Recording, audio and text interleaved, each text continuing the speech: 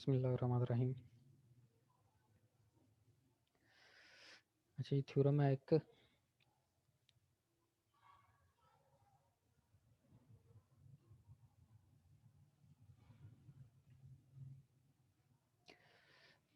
Theorem क्या है जी?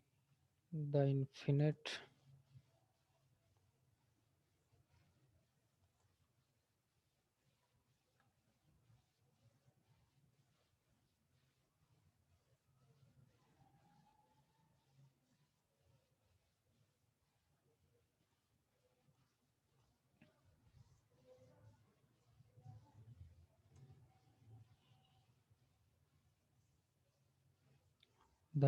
series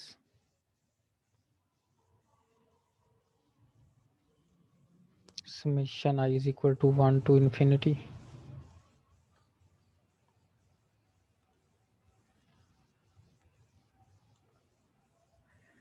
one over n raised to power p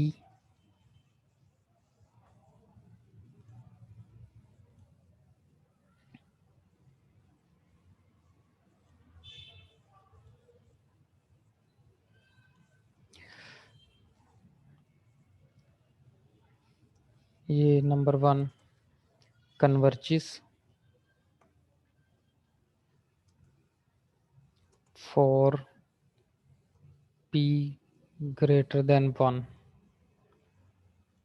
and number 2 diverges for p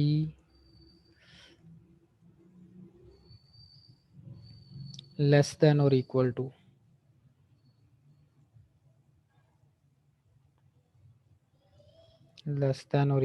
one. इसका क्या मतलब हुआ कि हमारे पास कोई भी infinite series 1 over n raise to power p इस टाइप की कोई भी हो तो वो कन्वर्ज करेगी अगर p ग्रेटर देन 1 होगा और लेस देन इक्वल टू 1 होगा तो वो डाइवर्ज करेगी। मिसाल के तौर पर हमारे पास एक जो अगर सीरीज होगी ये 1 टू इन्फिनिटी 1 ओवर n, ठीक है, यहाँ पर हम p इज इक्वल टू 1 है तो ये क्या होगी, डाइवर्ज करेगी। ठीक है, ये डाइवर्ज करेगी। और अगर कोई सीरीज हमारे पास इस तरह की हो कि वो समीशन 1 टू इन्फिनिटी, ठीक है, 1 ओवर n स्केयर आ जाए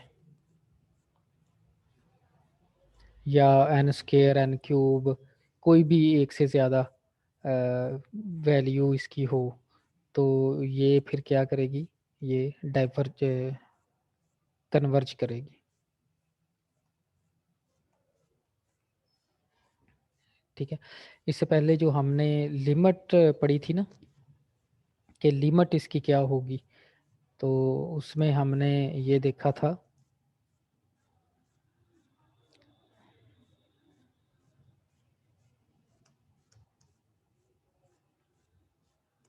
कि जो लिमिटिंग वैल्यू थी summation n is equal to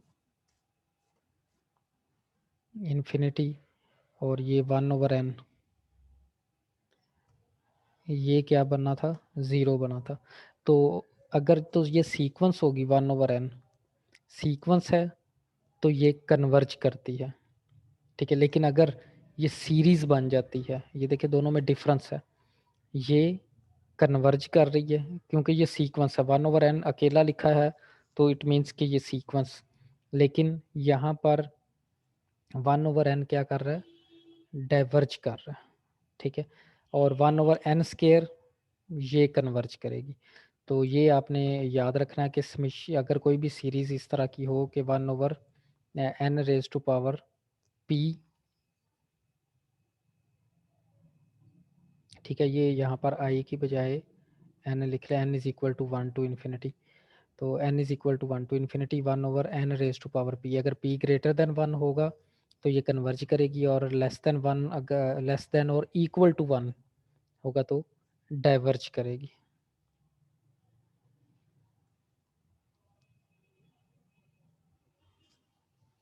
ठीक है। इसके बाद एक नेक्स्ट एक थ्योरम है।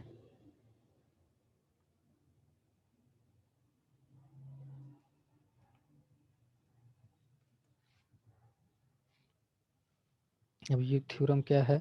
If the series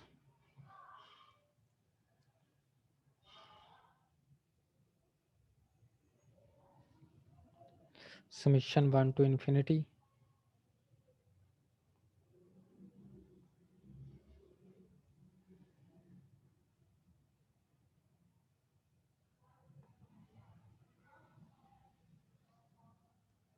an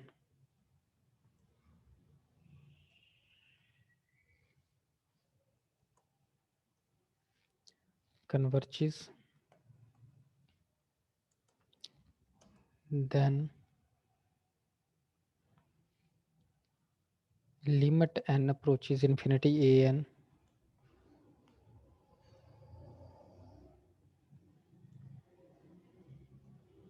is equal to 0। तो ये थ्योरम इस चीज़ को जो अभी मैंने बताया है, इस चीज़ को ये वेरीफाई कर रहा है कि इफ़ द सीरीज ये कन्वर्ज करे तो लिमिट इसकी limit n approaches infinity a n is equal to 0 होगा। क्लियर हुई बात? But the converse is not true. ठीक है, लेकिन अगर हम इसके कन्वर्स में बात करें तो वो ट्रू नहीं होगा। फॉर एग्जांपल अभी हमने यहाँ पर ये बात की थी कि ये सीरीज डाइवर्ज कर रही है, ठीक है, और इसकी लिमिटिंग वैल्यू 0 है। ठीक है, ये इसका रेसिप्रोकल। लेकिन अगर हम ये देखें कि अगर ये सीरीज इस तरह से, अगर इस चीज़ को देखें कि ये कन्वर्ज कर रही है, ठीक है, अगर ये कन्वर्ज कर रही है तो फिर इसकी जो लिमिट है n अप्रोचेज इन्फिनिटी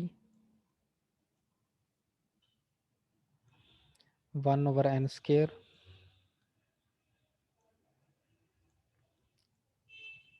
ठीक है, ये 0 होगी। ये इस तरह से बात ठीक है। ठीक है, लेकिन अगर कोई लिमिटिंग वैल्यू 1/n ये 0 है तो वो ज़रूरी नहीं कि वो कन्वर्ज भी करे, तो वो डाइवर्ज करेगी। डाइवर्ज भी कर सकती है और कन्वर्ज भी कर सकती है, दोनों सूरतें। यानी कि इसको इस तरह से रेसिप्रोकल इसका, ठीक है, इसको हम ले सकते हैं। तो यहाँ पर ये चीज़ आप लोग ये नोट करने वाली बात है।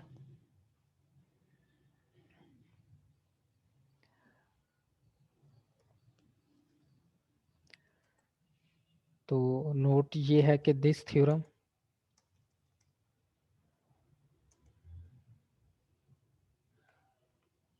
states that if there is a convergent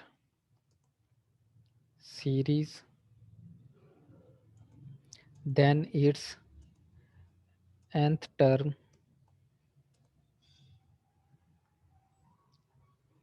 must converges to 0,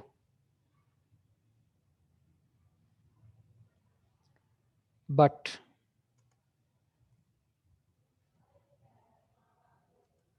the converse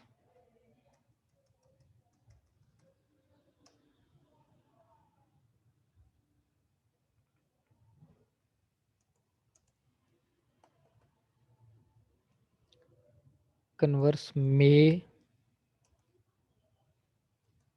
not be true।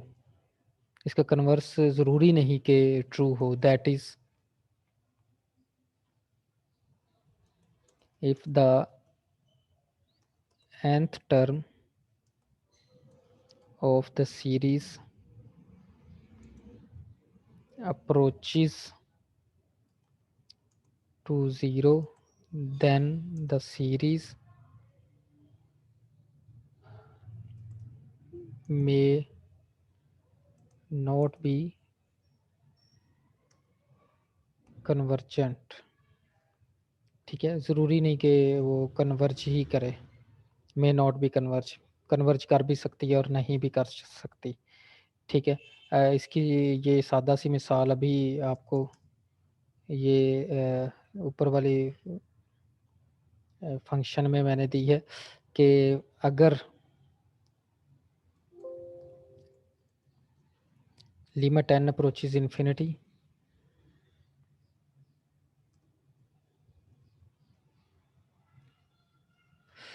One over n ये ज़ीरो है। ठीक है, but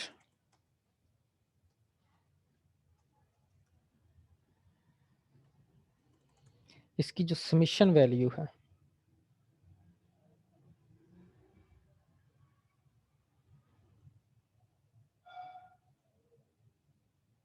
summation 1 to infinity 1 over n, ये डाइवर्ज करती है।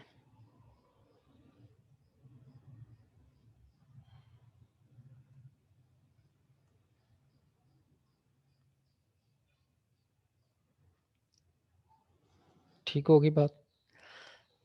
अब इसको आप इस तरह से समझें कि अगर आपके पास एक सीक्वेंस है जिसकी लिमिटिंग वैल्यू ज़ीरो है, तो वो ज़रूरी नहीं कि वो कन्वर्जेंट भी हो सकती है, वो कन्वर्जेंट भी हो सकती है और डाइवर्जेंट दोनों में लिखी जा सकती है। बट अगर एक सीरीज आपको कोई सीरीज कन्वर्ज कर रही है, ठीक है, अगर वो सीरीज कन्वर्ज कर रही है तो फिर वो उसकी लिमिटिंग वैल्यू ज़ीरो होगी, दैट इज मस्ट।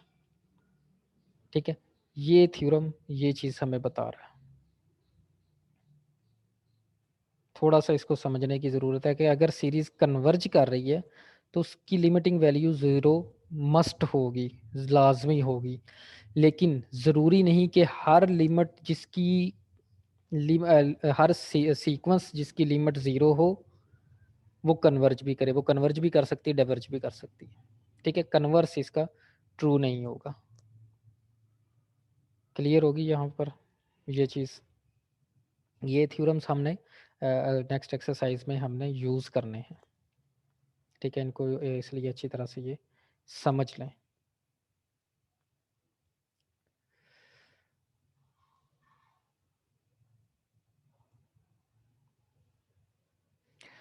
नेक्स्ट हम करते हैं टेस्ट फॉर कन्वर्जेंस और डाइवर्जेंस।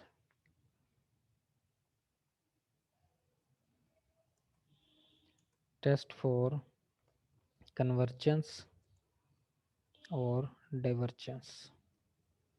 हम किसी भी सीरीज की कन्वर्जेंस और डाइवर्जेंस किस तरह से टेस्ट करेंगे।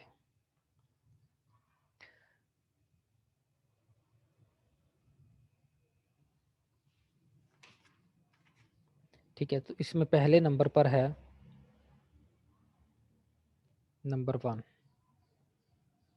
ये डिफरेंट टेस्ट हम देखेंगे। किसी भी कोई भी हमारे पास सीरीज आएगी तो हमें कैसे पता चलेगा कि ये सीरीज कन्वर्ज कर रही है या डाइवर्ज कर रही है, तो उसके लिए हमारे पास डिफरेंट टेस्ट हैं। ठीक है, तो number 1 basic comparison test.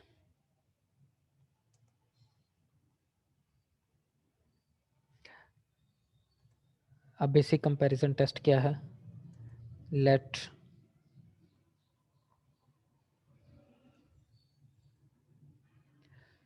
Summation 1 to infinity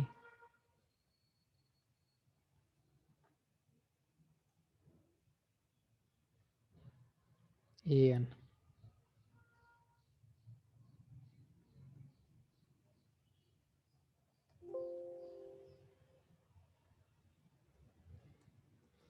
and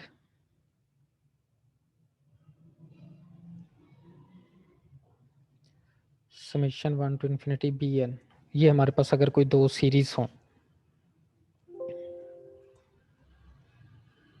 B two series, with the condition, अब इस पर हम कौन सी कंडीशन इम्पोज करते हैं, an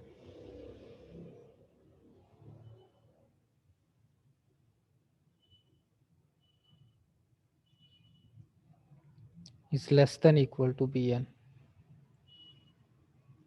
आप ये कह लें कि ये आपकी बन गई मोनोटोनिकली इंक्रीजिंग, या आप कह लें कि जो नहीं, वो मोनोटोनिकली इंक्रीजिंग सीक्वेंस, वो तो एक ही सीक्वेंस होती है। ये दो डिफरेंट सीरीज है, एक बड़ी सीरीज है और एक छोटी सीरीज है। ए एन छोटी सीरीज है, बी एन बड़ी सीरीज है। ये किसके लिए, for n is equal to 1 2 3,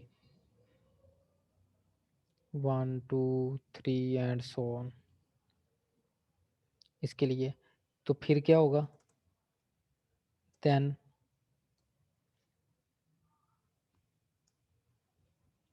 अब ये यहाँ पर ये पॉइंट नोट करने वाला है, if the series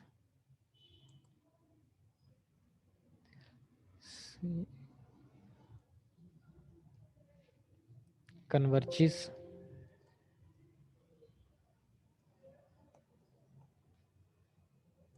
then so does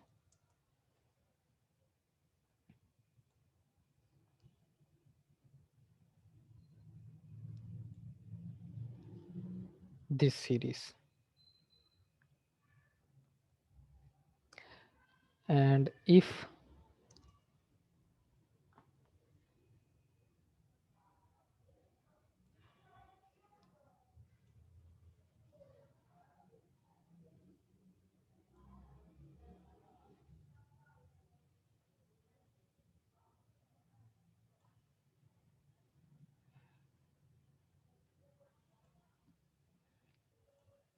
अब ये दो पॉइंट यहाँ पर आप लोगों ने याद रखने कि अगर बेसिक कंपैरिजन टेस्ट क्या है,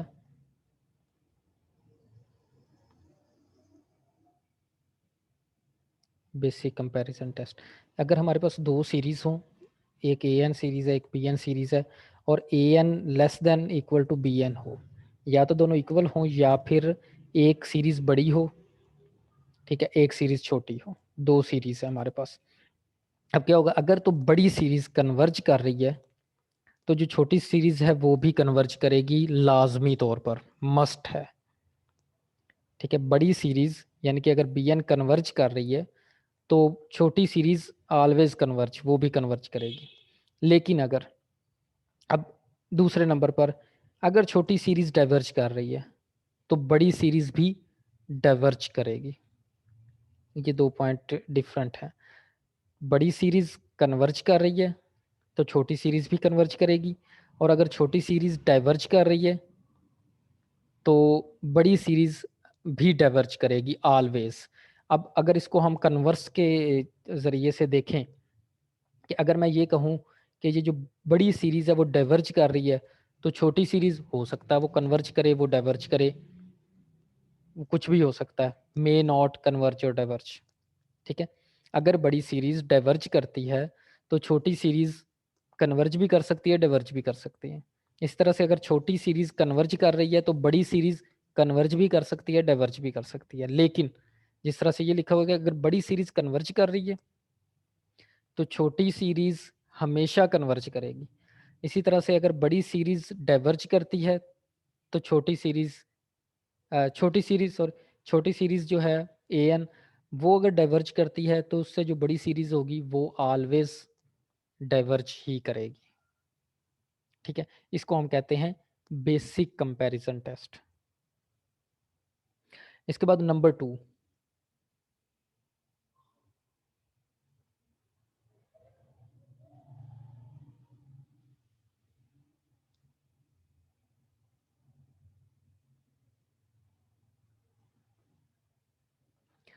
नंबर 2 पर हमारे पास है limit comparison test.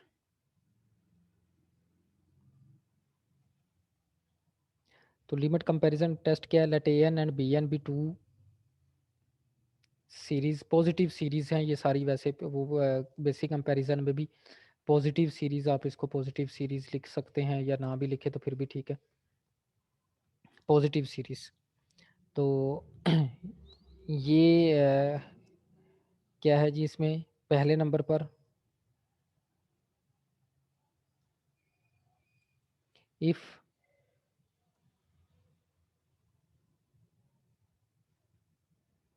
limit n approaches infinity,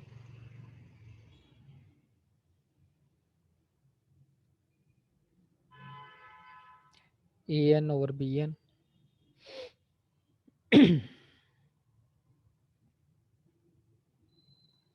an over bn is equal to L, that is not equal to 0,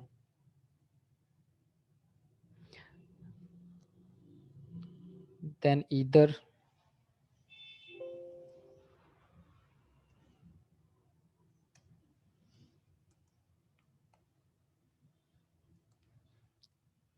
both the series converges or both series diverges।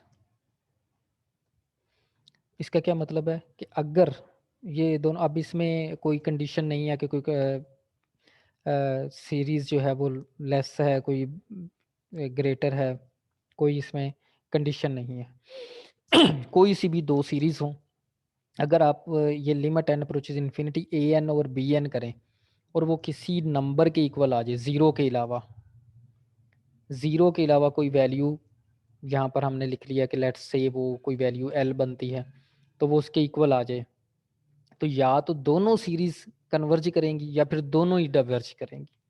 ये नहीं हो सकता कि ए एन कन्वर्ज करेगी और बी एन डाइवर्ज करेगी, या B N converge कर रही है तो ए एन डाइवर्ज करेगी।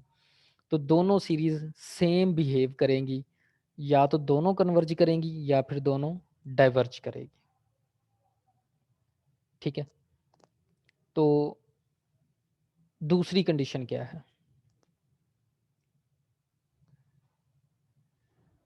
दूसरी कंडीशन ये है कि अगर लिमिट, अब ये तो थी अगर नॉन जीरो लिमिट, अगर ये लिमिट जीरो आ जाती है, जीरो आ जाती है, तो फिर क्या होगा?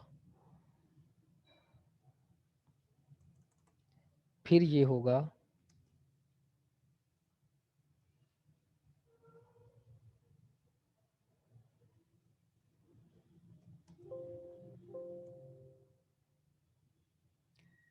फिर अगर ये B N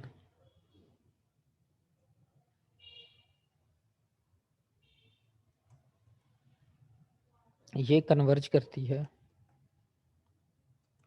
then so does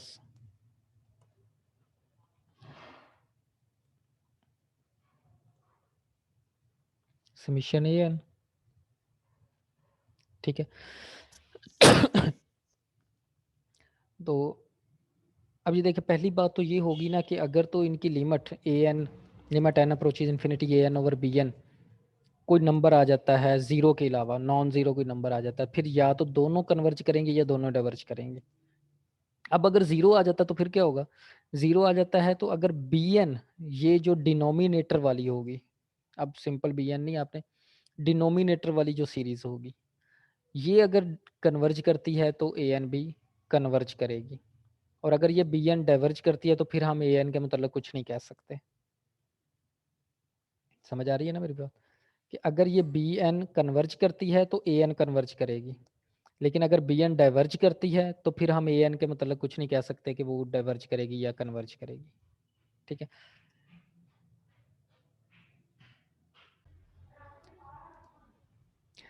अब तीसरी कंडीशन इसमें क्या है जी?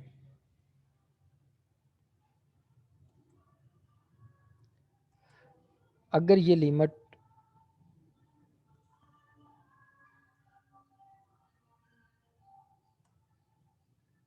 इन्फिनिटी आ जाती है जीरो की बजाय,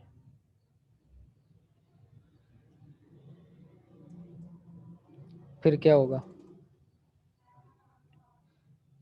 ठीक है, और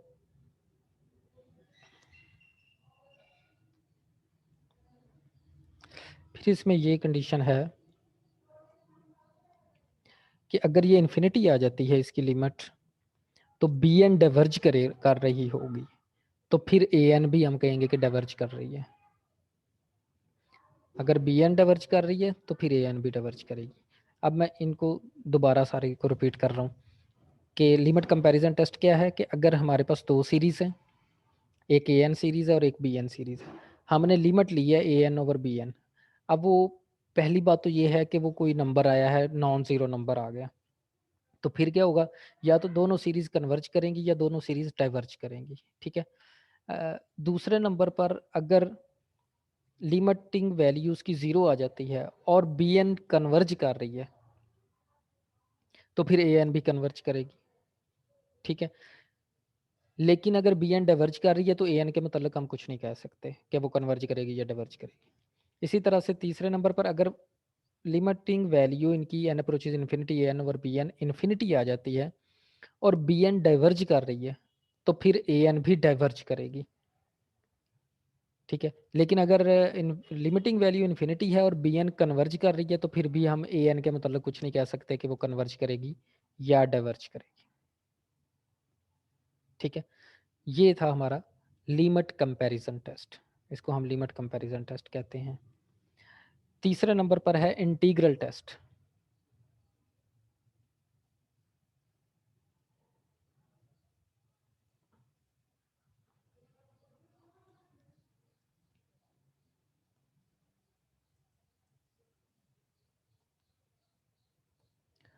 इंटीग्रल टेस्ट ये क्या है कि अगर हमारे पास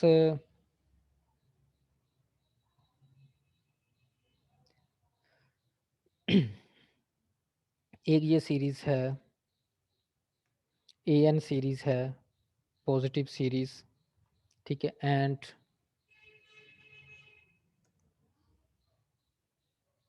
F of x be a function such that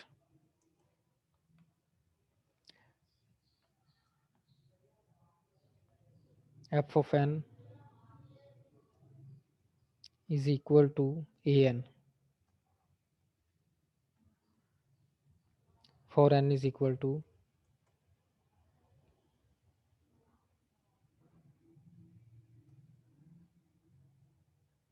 1 2 and so on.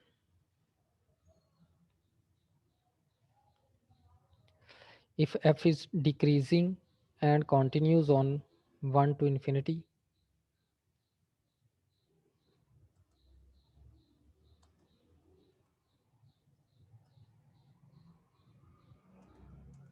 and continues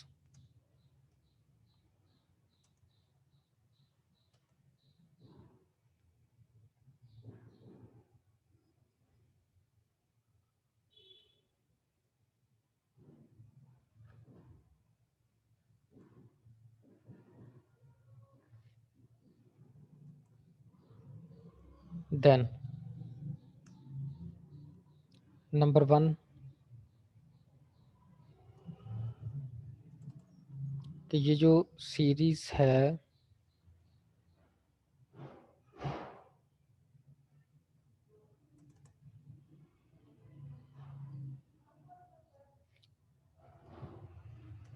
converges if integral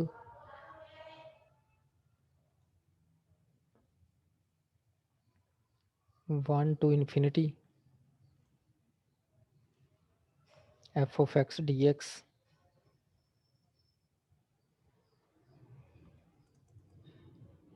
converge करे। एंड नंबर 2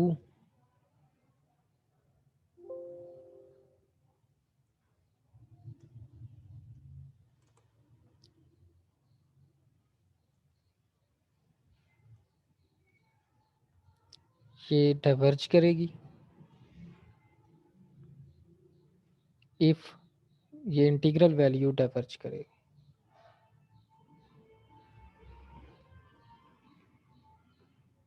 तो इंटीग्रल टेस्ट में ये दो चीज़ें हैं कि अगर हमारे पास कोई भी सीरीज़ हो और एफ ऑफ एक्स एक फंक्शन है, ठीक है,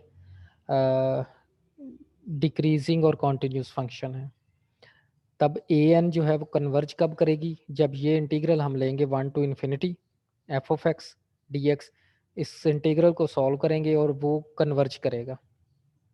तो अगर तो ये इंटीग्रल कन्वर्ज करेगा तो हम कहेंगे जी समेशन जो सीरीज़ है वो भी कन्वर्ज कर रही है, और अगर ये इंटीग्रल डाइवर्ज करता है यानी कि इन्फिनिटी आंसर आता है तो हम कहेंगे जी सीरीज़ भी डाइवर्ज कर रही है।